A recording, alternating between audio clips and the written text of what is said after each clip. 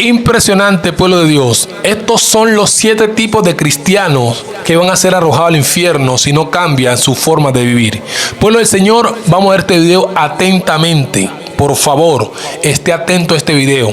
Te sorprenderá. Vamos allá. Son los 7 cristianos que no entrarán en el cielo.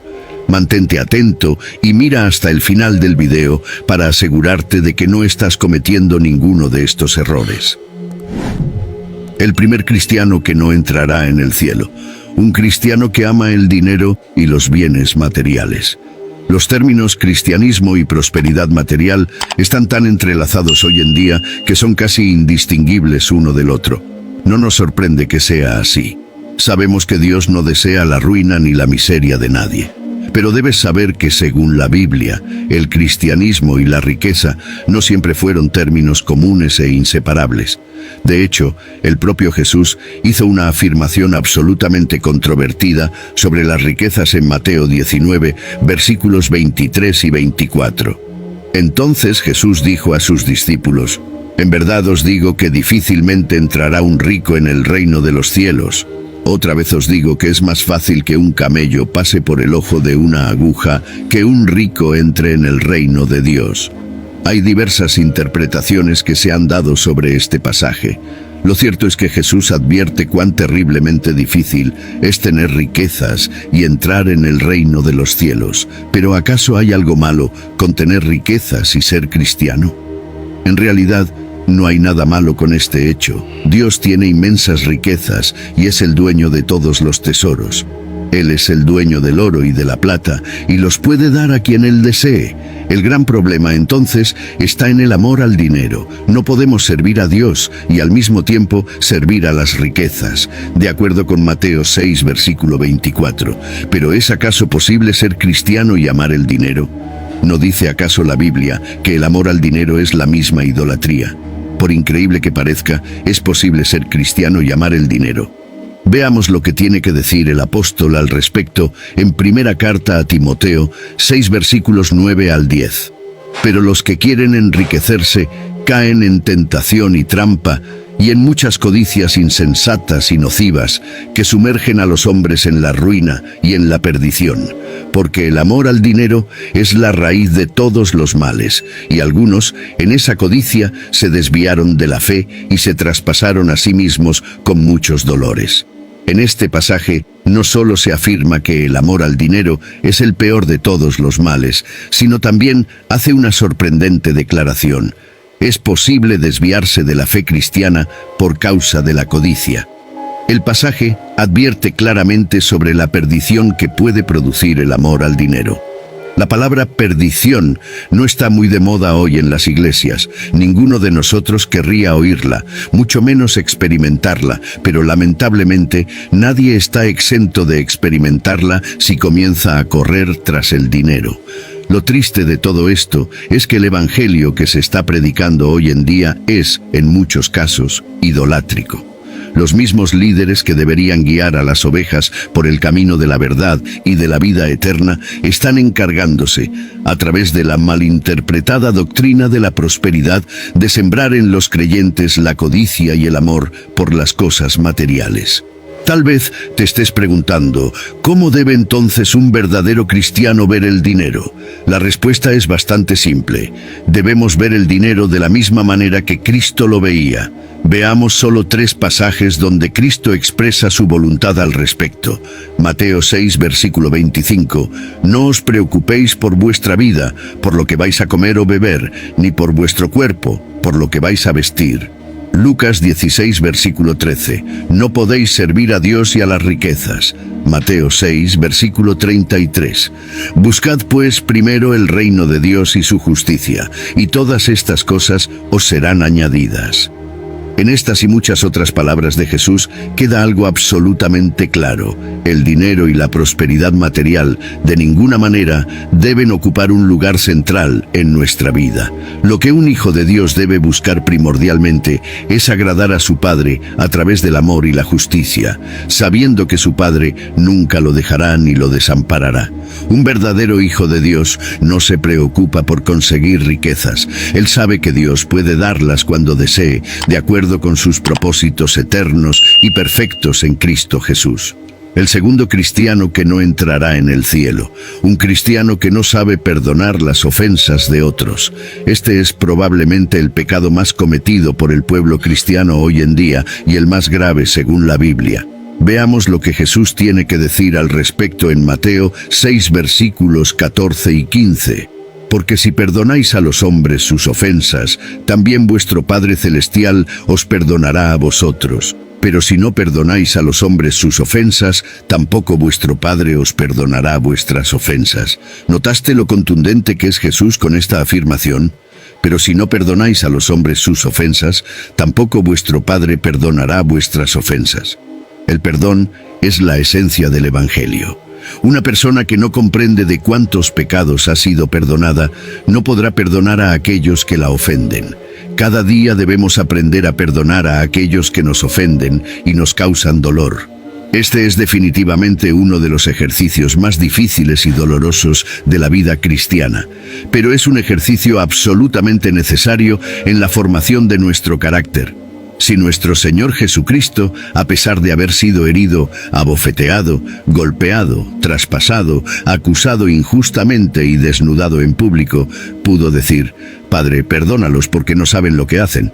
¿Por qué nosotros no podemos hacer lo mismo con aquellos que nos ofenden cada día de maneras mucho menos graves? Una cosa es cierta: si no perdonamos a aquellos que nos ofenden, Dios no perdonará nuestras ofensas. Y si Dios no perdona nuestras ofensas, de ninguna manera entraremos en el cielo. Tercer cristiano que no entrará en el cielo: un cristiano que se preocupa más por agradar al mundo que a Dios. Veamos lo que Santiago capítulo 4, versículo 4, tiene que decir al respecto.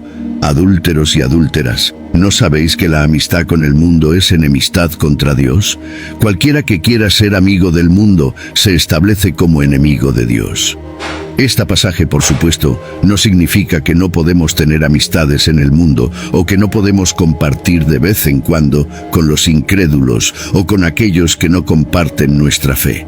Jesús era amigo de muchos hombres pecadores e incluso fue juzgado por comer y beber con los pecadores. De lo que habla este pasaje es de amar los valores mundanos por encima de los valores cristianos y tratar de agradar al sistema mundial más que a Dios. Lo extraordinario de este pasaje es la expresión volverse enemigo de Dios. La carta de Santiago fue dirigida a los creyentes de todo el mundo. Y la advertencia nuevamente es que es posible ser cristiano y tratar de agradar más al mundo que a Dios mismo. Hermanos en la fe y en Cristo, tengamos por seguro que Dios no dejará entrar en el cielo a ningún enemigo suyo. Cualquiera que quiera ser amigo del mundo y amar valores como la mentira, la hipocresía y la deslealtad, tristemente terminará fuera del reino de los cielos. Pero esto tal vez despierte nuevamente la pregunta: ¿cómo debemos entonces ver el mundo? Un verdadero hijo de Dios ve este mundo como un lugar de paso, un lugar en el cual somos simples extranjeros y forasteros. Nuestra ciudadanía no es de este mundo, como lo dice claramente el apóstol Pablo en Filipenses 3, versículo 20. Pero nuestra ciudadanía está en los cielos, de donde también esperamos al Salvador, el Señor Jesucristo. Ahora, si bien es cierto que no podemos evitar tener contacto con las personas de este mundo, lo cierto es que un hijo de Dios no permitirá de ninguna manera que los valores mundanos, como la mentira, la superficialidad y la hipocresía, moldeen su forma de pensar. Como bien ordenó nuestro amado apóstol Pablo en Romanos 12, versículo 2.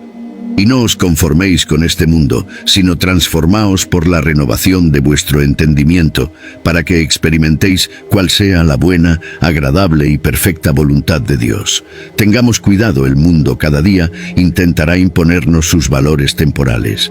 Limpiemos y renovemos nuestra mente a través de la obra del Espíritu Santo y de la palabra de Dios.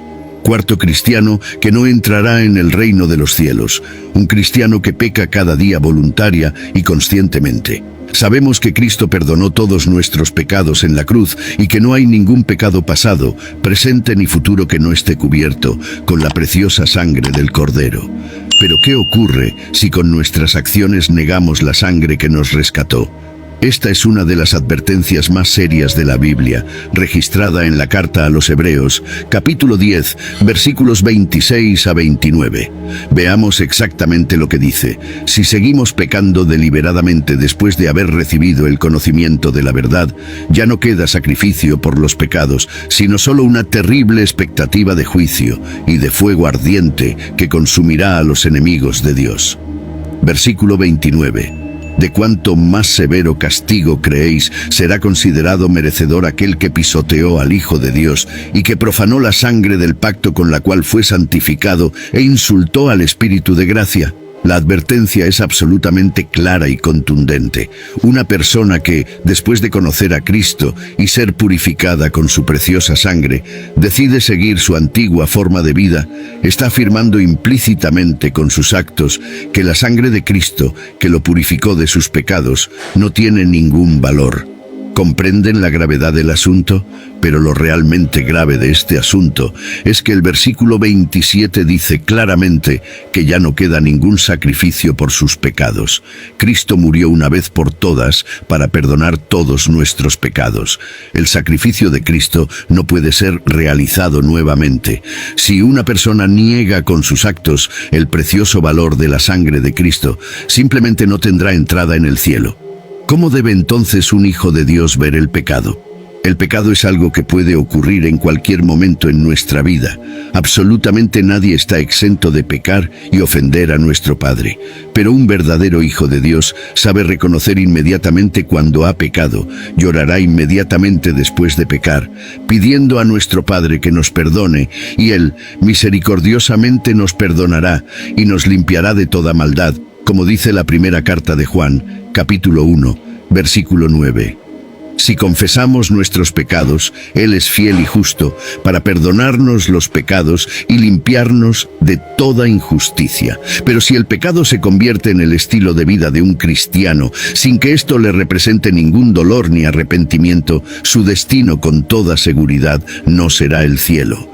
Quinto cristiano que no entrará en el cielo, un cristiano tibio que confía más en sí mismo que en la salvación que Cristo le ofrece. La clara advertencia se encuentra en Apocalipsis, capítulo 3, versículos 15 y 16. Conozco tus obras, sé que no eres frío ni caliente. Ojalá fueras frío o caliente. Así porque eres tibio y no eres caliente ni frío, estoy a punto de vomitarte de mi boca. Muchos tal vez se pregunten qué significa exactamente ser tibio. Se refiere a un cristiano que ha comenzado a confiar más en sí mismo que en Cristo. Un cristiano que ha comenzado a pensar que sus posesiones físicas son más valiosas que los tesoros y dones espirituales que Dios le ofrece. Veamos el versículo 17. Dices, soy rico, he adquirido riquezas y no necesito nada. Pero no reconoces que eres miserable, digno de lástima, pobre, ciego y desnudo. La advertencia es una reprensión directa a todos aquellos que confían en su dinero, en sus posesiones, y creen que, una vez que han alcanzado cierto grado de prosperidad material en la tierra, ya no tienen más por qué esforzarse día tras día. Tenga cuidado.